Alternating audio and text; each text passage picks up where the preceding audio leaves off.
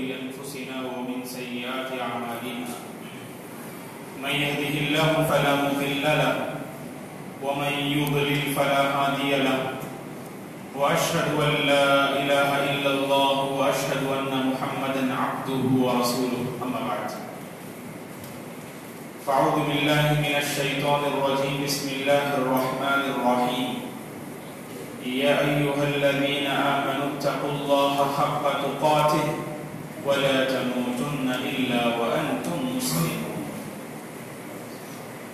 يا أيها الناس اتقوا ربكم الذي خلقكم من نفس واحدة وخلق منها زوجها وبث منهما رجالا كثيرا ونساء واتقوا الله الذي تساءلون به والأرحام إن الله كان عليكم رقيبا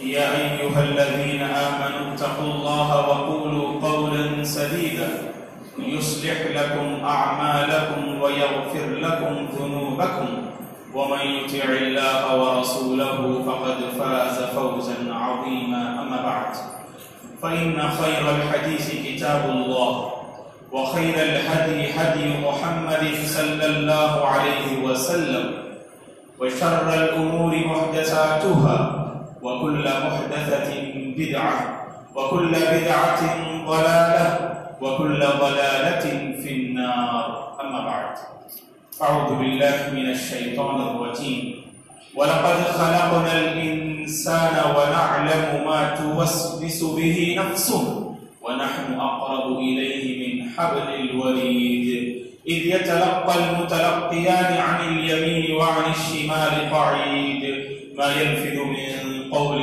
إلا لديه رقيب عتيد وجاءت سكرة الموت بالحق ذلك ما كنت منه تحيد ونفخ في الصور ذلك يوم الوعيد وجاءت كل نفس معها سائق وشهيد لقد كنت في غفلة من هذا فكشفنا عنك غطاءك فبصرك اليوم حديد فقال قرينه هذا ما لدي عتيد ألقيا في جهنم كل كفار عنيد مناع للخير معتد مريب الذي جعل مع الله إلها آخر فألقياه في العذاب الشديد قال قرينه ربنا ما أطغيته ولكن كان في ضلال بعيد قال لا تختصموا لدي وقد قدمت إليكم بالوعيد ما يبدل القول لدي وما أنا بظلام للعبيد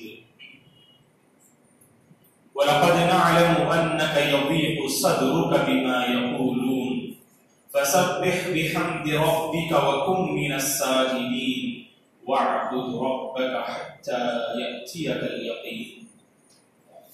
تمام تعریفیں بزرگی اور بڑائی اس اللہ وحدہ لا شریک کے لیے ہے جس نے اس ساری کائنات کو پیدا کیا. درود اور سلام ہو رحمت للعالمین خاتم النبیین صلی اللہ علیہ وسلم پر جنہوں نے انسانیت کا سبق پڑھایا. صحابہ کرام رضوان اللہ علیہم اجمعین، تابعین، تبع تابعین، تمام مؤمن مرد اور عورتوں پر اللہ تبارک و تعالیٰ کی رحمت اور اس کی سلامتی و آمین. محترم بزرگوں، نوجوانوں، عزیز بچوں اور قابل احترام میری ماں اور بہن، قرآن مجید کا مطالعہ کرنے سے یہ بات ہمارے سامنے آتی ہے کہ یہ دنیا جس میں ہم سانس لے رہے ہیں، جس میں ہم اپنی زندگی بسر کر رہے ہیں، اس دنیا کو قرآن مجید نے دارالامتحان سے تعبیر کیا. تو کہیں اس دنیا کو قرآن مجید نے دارالبلاء والمصائب سے تعبیر کیا. یہ دنیا آزمائش کا نام ہے، یہ دنیا مصائب کا نام ہے، یہ دنیا مشقتوں کا نام ہے. قرآن مجید میں سورۃ البلد میں اللہ تعالیٰ نے کہا لَقَدْ خَلَقْنَا الْإِنسَانَ فِي كَبَدٍ، ہم نے انسان کو مصائب میں پیدا کیا. بہت ساری مسائل، بہت ساری آفتیں، بہت سارے آلام انسانی زندگی میں آتے ہیں، خوشی کے مواقع بھی آتے ہیں، کامیابی کے مراحل سے بھی انسان گزرتا ہے، تو وہیں پر آزمائش کی گھڑیاں خصوصاً ایک مومن کی زندگی میں اللہ تبارک و تعالی لے آتے ہیں۔ یہ دنیا دار الامتحان، یہ دنیا دار البلاء والمصائب، یہ دنیا دار العمل ہے۔ اس کی مدت مختصر، اس دنیا کی مدت نہایت ہی مختصر۔ قرآن مجید میں اللہ تبارک و تعالیٰ نے کہا کہ حشر کے میدان میں پروردگار لوگوں سے سوال کرے گا، کم لبثتم فی الارض عدد سنین، تم نے زمین میں کتنی مدت، کتنے سال تم نے زندگی گزاری؟ قالوا لبثنا یوما او بعض یوم، کہیں گے انسان اللہ تبارک و تعالیٰ سے، ہم زندگی میں ایک دن یا آدھا دن ہم نے زندگی گزاری بس۔ یہ دنیا کی حقیقت ہے دوستو، یہ دنیا کی حقیقت ہے، اس کی مدت مختصر، اور اس دنیا کے بعد آنے والی زندگی جس کے بارے میں قرآن مجید میں ابدیت سے اللہ نے اسے تعبیر کیا کہ ہمیشہ ہمیشہ والی زندگی تو اس دنیا کی بعد والی زندگی ہے۔ اس دنیا میں ہم دیکھتے ہیں ہر انسان کی تگدو، ہر انسان کی کوشش یہی ہوتی ہے کہ زندگی مصائب و آلام سے دور رہے، زندگی میں چین و قرار نصیب ہو جائے، زندگی میں آفتیں، مصیبتیں، پریشانیاں اس سے ہماری زندگی دور رہے، یہ ہر ایک انسان کی تمنا ہے، اور ہر ایک انسان کی تگدو اسی کے پیچھے گویا کہ سمجھ لیجیے سکون مل جائے، چین مل جائے، قرار والی زندگی نصیب ہو جائے،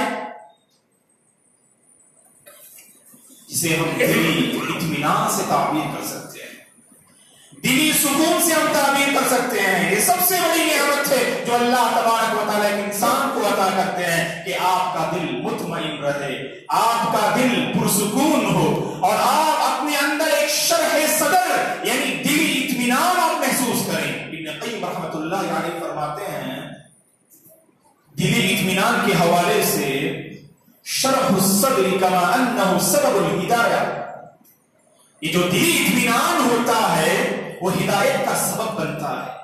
بعض لوگ اسلام کو پڑھتے ہیں، اسلام کے بارے میں جانتے ہیں، اور دل میں ایک عجیب قسم کا قرار محسوس کرتے ہیں، ایک عجیب قسم کا سکون محسوس کرتے ہیں، وہ مجبور ہوتے ہیں اسلام قبول کرنے پر، اور اس دین کو قبول کرنے پر وہ مجبور ہوتے ہیں، کیونکہ دلی اطمینان نے انہیں مجبور کیا حق کو قبول کرنے پر۔ اور جب دل بے چین ہوتا ہے، جب دل میں اضطراب اور پریشانی کی کیفیت ہوتی ہے تو دل قبول نہیں کرتا ہے۔ عمر بن خطاب رضی اللہ عنہ کا کردار ہمارے سامنے موجود ہے۔ جب اللہ کے نبی صلی اللہ علیہ وسلم کا انتقال ہوتا ہے تو ابو بکر رضی اللہ عنہ نے فتنوں کا سامنا کیا۔ ایک طرف نبوت کا دعویٰ کرنے والے جھوٹے لوگ وہاں موجود تھے، مدعیان نبوت کا فتنہ، نبوت کا دعویٰ کرنے والوں کا فتنہ، تو دوسری طرف مانعین زکات کا انکار کرنے والے چند لوگ وہاں موجود تھے، اور ان کے سلسلے میں ابو بکر رضی اللہ عنہ کی یہ رائے تھی جو انسان زکات دینے سے انکار کرے ہم اس کے خلاف جہاد کریں گے، واللہ لأقاتلن من فرق بین الصلاة والزکاة۔ اور صحیح بخاری کی روایت میں ابو بکر صدیق رضی اللہ عنہ نے کہا واللہ لأقاتلن لو منعونی عقالا كانوا يؤدونها على عهد رسول الله صلی اللہ علیہ وسلم لقاتلتهم على منعه، اگر یہ زکات دینے سے انکار کریں تو ان کے خلاف میں جہاد کروں گا۔ عمر رضی اللہ عنہ نے ابو بکر رضی اللہ عنہ سے کہا اے امیر المومنین، جہاد کرنے کی کیا ضرورت، ان سے مقابلہ کرنے کی کیا ضرورت، نرمی کا پہلو اپنائیے، ان کے ساتھ ڈھیل کا معاملہ کیجیے۔ ابو بکر رضی اللہ عنہ نے عمر رضی اللہ عنہ کی بات نہیں مانی اور کہا کہ اللہ کی قسم میں ان لوگوں کے خلاف جہاد کروں گا جو نماز اور زکات میں فرق کرتے ہیں، اس طرح ابو بکر رضی اللہ عنہ اپنے موقع پر ڈٹ کر رہے. اس کے بعد عمر رضی اللہ عنہ فرماتے ہیں ابتدا میں میرے اندر وہ بات سمجھ میں نہیں آئی جسے ابو بکر رضی اللہ عنہ نے سمجھا تھا. بعد میں اللہ تعالیٰ نے میرے سینے کو, میرے دل کو حق کے لیے اللہ تعالیٰ نے کھول دیا. یہ عمر رضی اللہ عنہ فرماتے ہیں اور سمجھتے ہیں کہ ابو بکر رضی اللہ عنہ کا جو موقف تھا, ان کی جو رائے تھی وہ بالکل درست اور صحیح رائے تھی. انسان جب حق پر ہوتا ہے اسے ایک دلی سکون ملتا ہے. دوستو قرآن مجید میں اللہ تعالیٰ نے کہا افمن شرح اللہ صدرہ للاسلام فهو على نور من ربہ. اللہ تعالیٰ نے جس کے سینے کو اسلام کے لیے کھول دیا, دراصل وہ بندہ اللہ کی روشنی پر قائم ہے اور اللہ کے نور پر وہ بندہ قائم ہے. اس لیے ہم دیکھتے ہیں جو نعمت اسلام سے محروم ہے, کہیں نہ کہیں ان کی زندگی اور ان کے دل کی کیفیت کچھ ایسے ہوتی ہے کہ ان کی دل کی کیفیت بالکل بے چینی اور بالکل اضطراب والی کیفیت وہ اپنے اندر محسوس کرتے ہیں اور ایک صحیح دین کی وہ متلاشی ہوتے ہیں. اور جب ان کے سامنے دعوت دین پیش کی جائے, کلمہ ان کے سامنے رکھا جائے, کتنے ایسے لوگ ہیں جو اپنے پرانے طریقے سے باز آ کر دین اسلام سے آراستہ ہو جاتے ہیں. ایک دراصل دلی اطمینان کا نتیجہ ہے دوستو. اسی لیے ابن قیم رحمۃ اللہ علیہ نے کہا کہ دلی سکون اور دل کا اطمینان اصل کل نعمہ و اساس کل خیر, کہ ہر نعمت کی جڑ اور ہر خیر اور بھلائی کی بنیاد دلی اطمینان پر اللہ تبارک و تعالیٰ نے رکھی ہے. ایمان جب کمزور ہوتا ہے تو اسی وقت سمجھ لیجیے انسان اسلام کی تعلیمات پر عمل کرنے سے گریز کرتا ہے اور باز رہتا ہے دوستو. ورنہ اللہ تعالیٰ کی تعلیمات تو ایسی, آپ عمل کر کے دیکھیے اور اپنے آپ کو ان کا پابند بنا کے دیکھیے, اس کے بعد آپ اپنے اندر ایک بے چینی محسوس کریں گے جب آپ کی زندگی سے عبادت رخصت ہو جائے. یہ دلی اطمینان کی دلیل ہے کہ نماز کے وقت اگر آپ نے نماز کی پابندی نہ کی اور آپ کا دل اگر بے چین ہے تو مطلب یہ ہے کہ آپ کو نماز سے سکون اور قرار نصیب ہو رہا ہے, اور یہ اہل ایمان کا شیوا ہے جسے اللہ تبارک و تعالیٰ نے قرآن مجید میں بیان کیا. اور یہ دلی اطمینان ایسی, یہ دل کا سکون اور دل کی تسلی ایسی کہ جس کا سوال نبی موسیٰ نے اللہ تعالیٰ سے کیا تھا. کب؟ جب اللہ تعالیٰ نے نبی موسیٰ کو نبی بنایا اور کہا کہ فرعون کے پاس جا کر دعوت دین پیش کرو, ایک اللہ کی جانب فرعون کو دعوت دو جو فرعون کے انا ربکم الاعلی کا دعویٰ کرتا ہے. تو کیا کہا, کیا دعا کی نبی موسیٰ علیہ السلام نے؟ اس دعا کو ہم میں سے ہر ایک جانتے ہیں, جسے اللہ تعالیٰ نے سورہ طٰہٰ میں نقل کیا ہے. قال رب اشرح لی صدری ویسر لی امری. قال رب اشرح لی صدری, سب سے پہلا سوال نبی موسیٰ نے اللہ سے ہی کیا, اے پروردگار میرے دل کو تو کھول دے. یہ شرح صدر, یہ دلی اطمینان, یہ دلی سکون, یہ اللہ کی بہت بڑی نعمت ہے دوستو. دعوت کے میدان میں بھی یہ چیز کام آتی ہے اور حق پر قائم رہنے کے لیے بھی یہ چیز کام آتی ہے اور عبادات کو انجام دینے کے لیے بھی یہ چیز کام آتی ہے. نماز کا آپ پابند بننا چاہتے ہیں, شرائع اسلام کا آپ پابند بننا چاہتے ہیں, تو آپ کے دل میں دلی اطمینان ہونا چاہیے اور دلی سکون ہونا چاہیے, تبھی چل کر آپ حق پر ڈٹ کر رہ سکتے ہیں اور اسلام پر باقی رہ سکتے ہیں.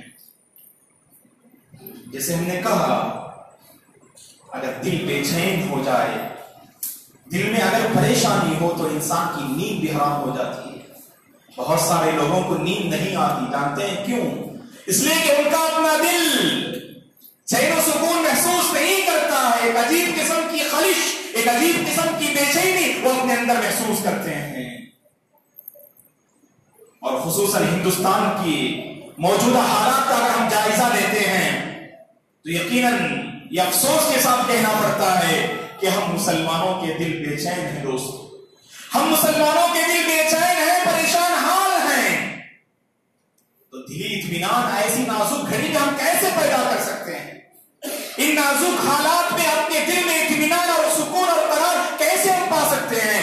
اور یاد رکھیں دوستو, جیسے کچھ نازک حالات ہوتے جا رہے ہیں اللہ تبارک و تعالی اس حالت پر رحم فرمائے، امت مسلمہ پر اللہ تبارک و تعالی رحم و کرم کا معاملہ فرمائے، ظالموں کے ظلم سے، مکاروں کی مکاری سے اللہ تعالی ہم مسلمانوں کی حفاظت فرمائے۔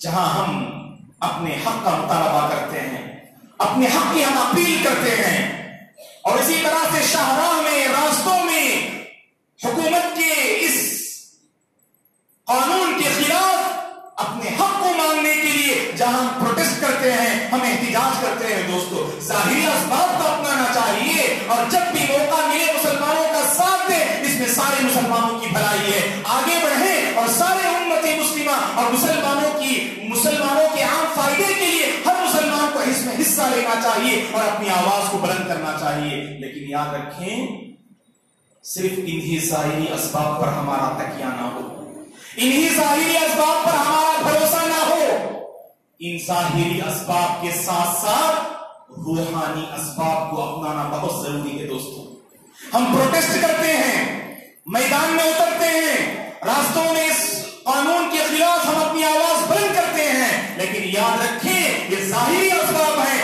جہاں ہم اس کی طرف توجہ دیتے ہیں اس سے کہیں زیادہ ہم روحانی اسباب کی طرف توجہ دینی چاہیے، تبھی چل کر ہم ایک پرسکون زندگی اللہ ہمیں نصیب کرتے ہیں۔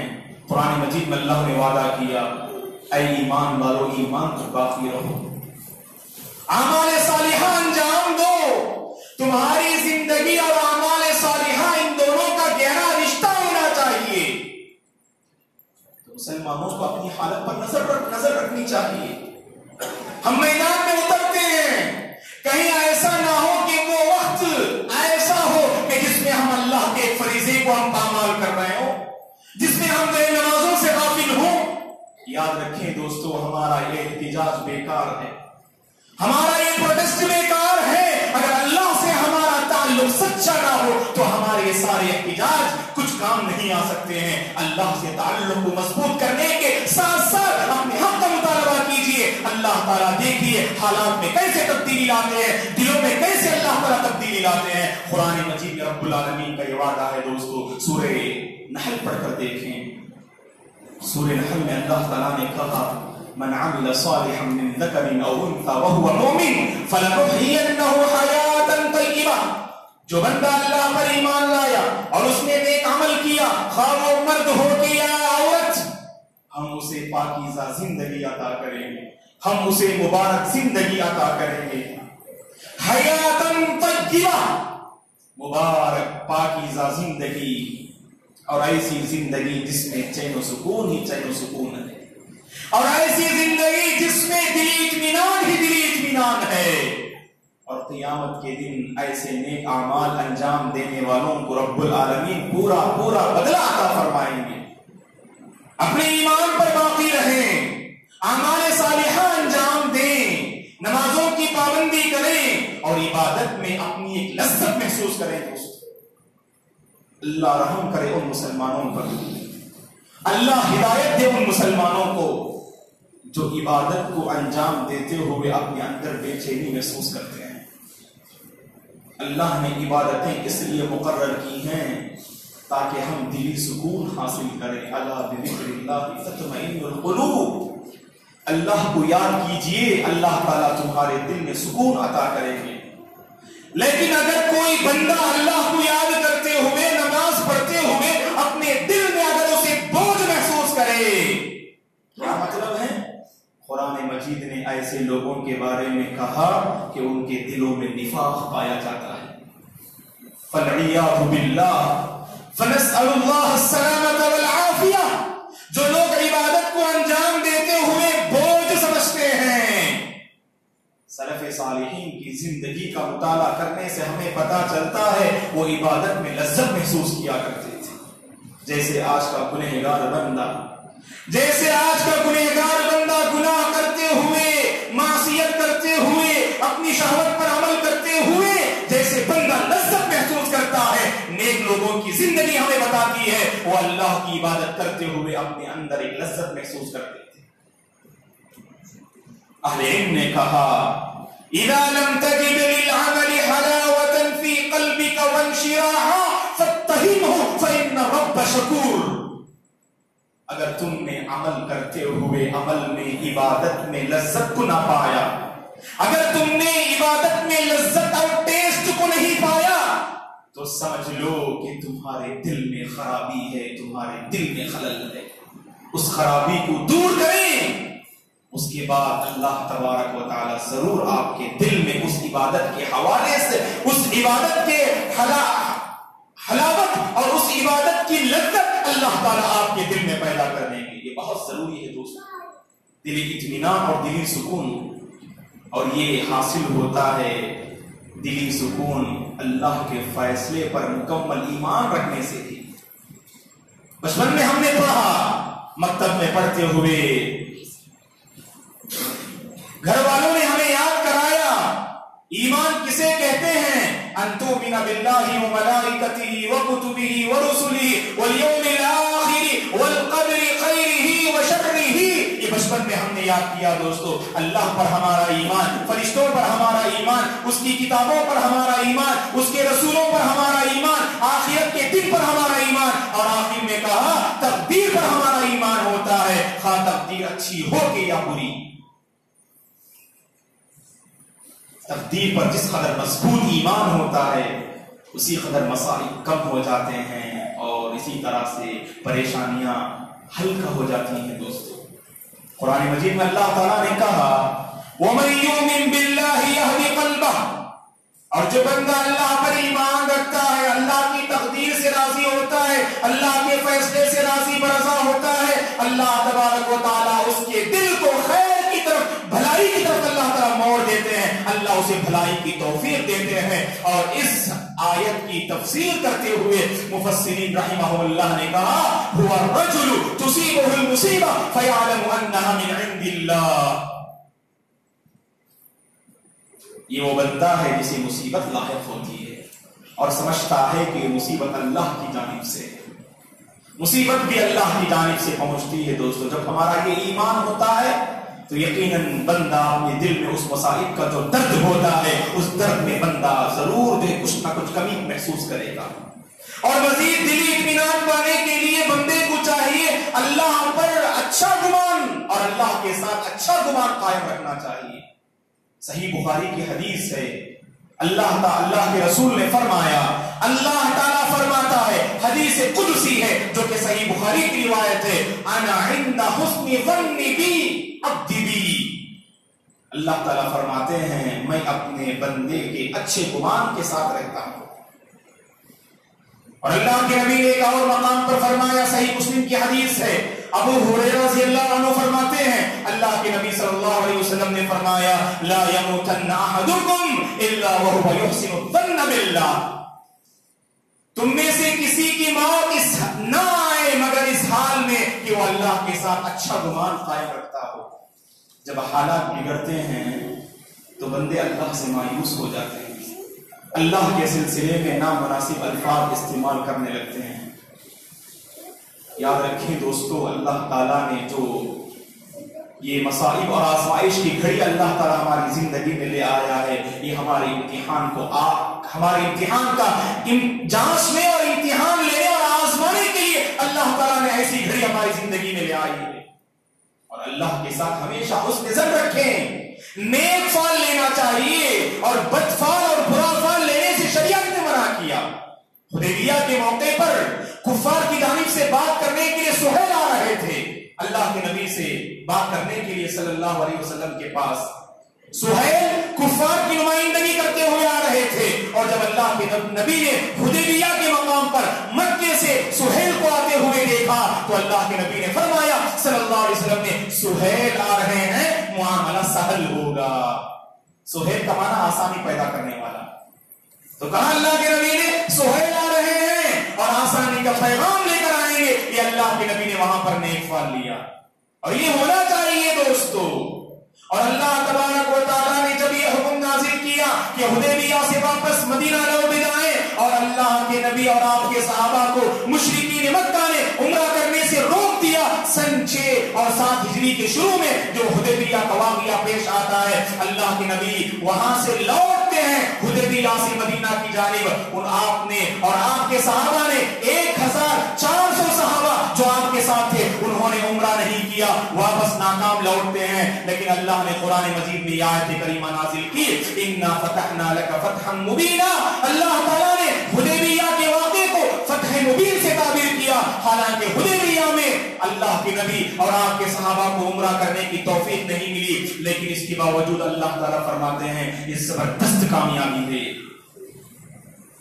تو یہی ہم نیک فال میں ہندوستان کے حالات آئے دن بگڑتے جا رہے ہیں. ہمیں بدفال لینے کی ضرورت نہیں، اللہ سے مایوس ہونے کی ضرورت نہیں، بلکہ ایسی نازک گھڑی میں حسن ظن قائم کریں، اچھا گمان قائم کریں، اللہ سے اپنے تعلق کو مضبوط کریں. اور اس کی بات دیکھیے کہ یہ ایام جو مصیبت کی گھڑیوں کی شکل میں ہم پر جو منڈا رہے ہیں، اللہ تبارک و تعالیٰ اسے ایک زبردست کامیابی بدل سکتے ہیں.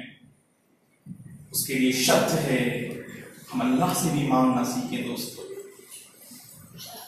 ہمارے بہت سارے نوجوان، اللہ جزائے خیر دے ان نوجوانوں کو، سارے مسلمانوں کے فائدے کی خاطر میدان میں اترتے ہیں، پروٹیسٹ میں حصہ لیتے ہیں اور حصہ لینا چاہیے.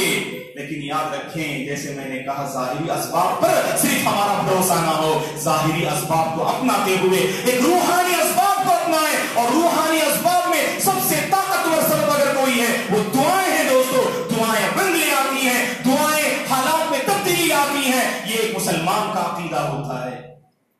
اللہ کے نبی صلی اللہ علیہ وسلم کا کیا حال تھا؟ آپ کی یہ دعا جسے صحابہ نے نقل کیا صحیح مسلم کی حدیث سے، دیکھیں اللہ کے نبی حالات کی اصلاح کا سوال اللہ سے کیا کرتے تھے. اب ہمیں سوچنا چاہیے، حالات کا ہم شکوہ کرتے ہیں، نازک گھڑی کی ہم بات کرتے ہیں، کیا کبھی ہم نے اللہ تعالیٰ سے صدق دل سے تنہائی میں کیا ہم نے اللہ سے مانگا؟ کیا ہم نے اللہ تعالیٰ سے سوال کیا؟ کیا ہم نے اللہ سے دعائیں کی؟ اور اللہ کے نبی کا حال دیکھیے، آپ اللہ سے یوں دعا کرتے ہیں، اللہم اصلح لی دینی الذی هو عصمت امری واصلح لی دنیای التي فیہا معاشی. اے پروردگار میری آخرت کو سنوار دے، میری آخرت کو بہتر بنا دے، کیونکہ معاملات اور کامیابی کا دار و مدار آخرت کی بہتری اور آخرت کی بہتری پر اللہ نے رکھا ہے. کامیابی کا دار و مدار آخرت کی بہتری پر ہے. اور اللہ کے نبی آگے سوال کرتے ہیں، وَأَصْلِحْ لِي دُنْيَايَ الَّتِي فِيهَا مَعَاشِي. اے پروردگار میری دنیا بھی سنوار دے، میری دنیا بھی بہتر بنا دے، کیونکہ اس میں میری اپنی زندگی وابستہ ہے. تو لہذا یہ بھی ہم اللہ تعالیٰ سے سوال کرنا چاہیے. جہاں ہم آخرت کی بہتری کا سوال کرتے ہیں وہاں ہی وہی دنیاوی زندگی کی بہتری کا بھی ہم سوال کرنا چاہیے. ربنا آتنا فی الدنیا حسنہ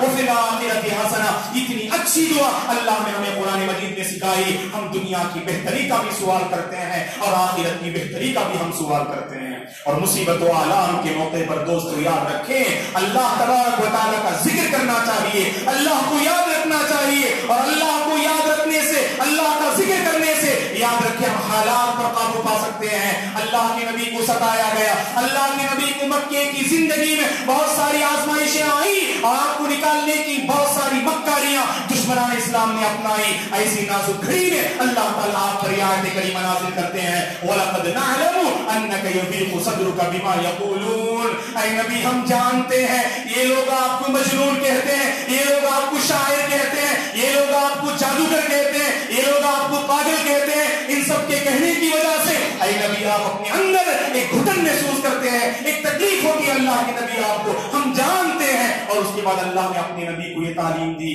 فَسَبِّحْ بِحَمْدِ رَبِّكَ وَكُن مِّنَ السَّاجِدِينَ. اے نبی آپ اپنے رب کی پاکی بیان کیجیے. اللہ اکبر. نازک گھڑی میں بندہ اللہ کی پاکی بیان کرے، اللہ کی تسبیح بیان کرے، تب نازک گھڑی انسان کے ہاتھ میں بہتر گھڑی بن جاتی ہے. نازک گھڑی انسان کے ہاتھ میں بہتر گھڑی بن جاتی ہے. کیا ہمیں نبی یونس کا واقعہ یاد نہیں؟ جب وہ مچھلی کے پیٹ میں تھے اور مچھلی کے پیٹ کی تاریکی سے نکالنے والا کون تھا؟ یہ اللہ کی پاکی اور اللہ کی کبریائی تھی. اللہ نے قرآن مجید میں کہا سورہ صافات میں، فَلَوْلَا أَنَّهُ كَانَ مِنَ الْمُسَبِّحِينَ لَلَبِثَ فِي بَطْنِهِ إِلَىٰ يَوْمِ يُبْعَثُونَ. اگر یونس علیہ السلام مچھلی کے پیٹ میں اللہ کی پاکی، اللہ کی بڑائی، اللہ کی کبریائی اگر بیان نہ کرتے تو قیامت کے دن تک مچھلی کے پیٹ میں باقی رہتے. لیکن کہا نبی یونس نے لا الہ الا انت سبحانک انی کنت من الظالمین. اللہ کی پاکی بیان کی, اللہ کی بڑائی بیان کی, تب چل کر اللہ تبارک و تعالیٰ نے انہیں مچھلی کے پیٹ سے نکالا. تو اپنے حالات پر ہم نظر کریں دوستو, ہماری دینی حالت کیا ہے؟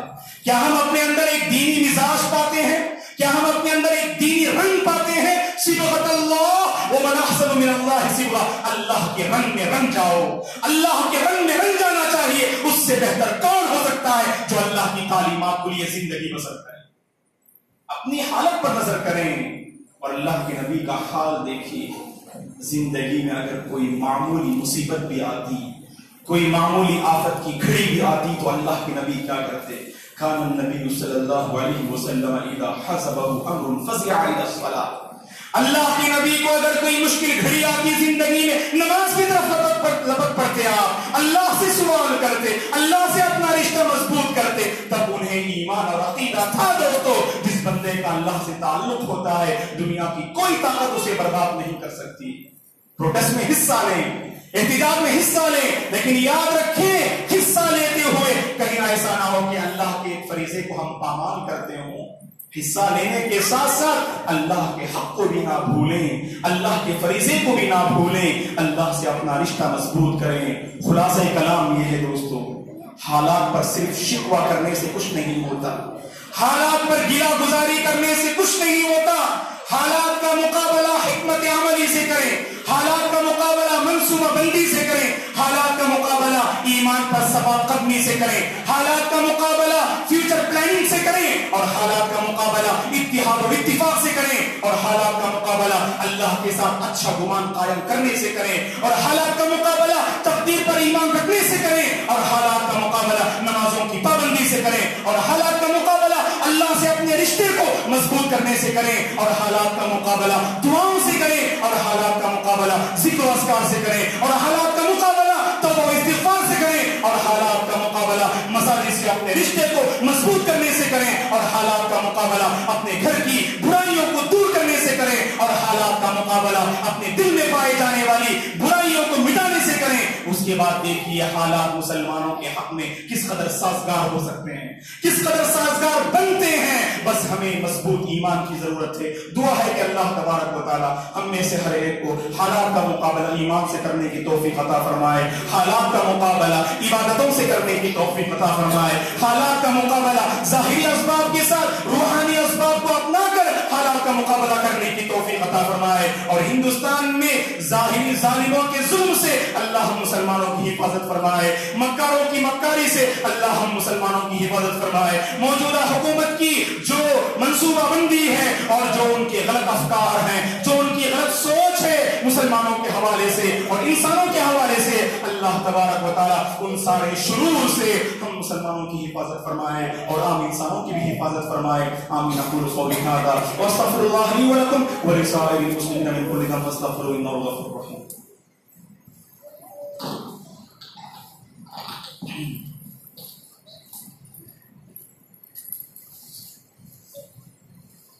إن الحمد لله نحمده ونستعينه ونستغفره ونعوذ بالله من شرور أنفسنا ومن سيئات أعمالنا من يهده الله فلا مضل له ومن يضلل فلا هادي له واشهد ان لا اله الا الله واشهد ان محمدا عبده ورسوله. اما بعد فاعوذ بالله من الشيطان الرجيم. ان الله وملائكته يصلون على النبي يا ايها الذين امنوا صلوا عليه وسلموا تسليما.